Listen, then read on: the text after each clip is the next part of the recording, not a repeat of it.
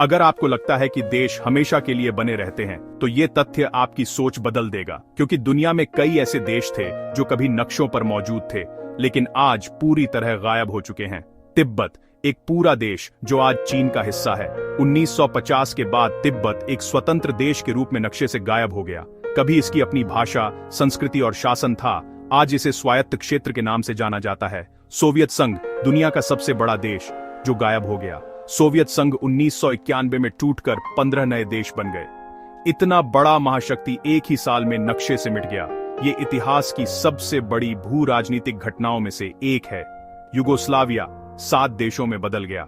कभी युगोस्लाविया नाम का देश यूरोप में मौजूद था, आज उसकी जगह 7 देश हैं, जैसे सर्बिया, क्रोएशिया, स्लोवेनिया वगैरह। एक देश 7 टुकड़े। नक्शा पूरी तरह बदल गया। ईस्ट जर्मनी अब मौजूद नहीं। 1945 के बाद जर्मनी 2 हिस्सों में बंट गया, ईस्ट जर्मनी और वेस्ट जर्मनी। 1990 में दोनों एक होकर आज का जर्मनी बना। ईस्ट जर्मनी आज इतिहास के पन्नों में ही मौजूद है। चोल साम्राज्य, भारत से बाहर का विशाल देश।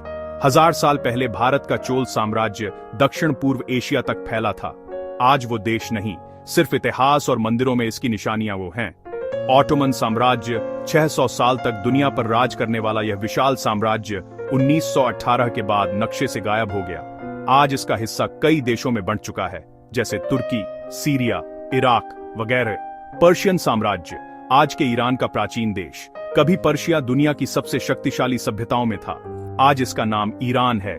यानी एक पूरा देश इतिहास में बदल गया। नेपाल का विशाल साम्राज्य अब छोटा पड़ चुका है। कभी नेपाल का क्षेत्र भारत और तिब्बत तक फैला था। ब्रिटिश काल के बाद इसका बहुत बड़ा हिस्सा नक्शे से गायब हो गया।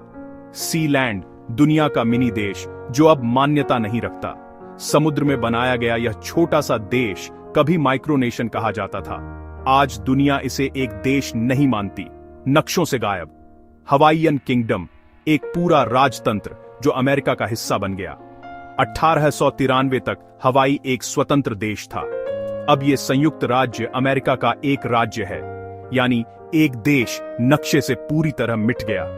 नक्शे पर देशों का गायब होना सुनने में अजीब लगता है, लेकिन दुनिया का इतिहास ऐसे गायब होते देशों और बदलती सीमाओं की कहानियों से भरा है।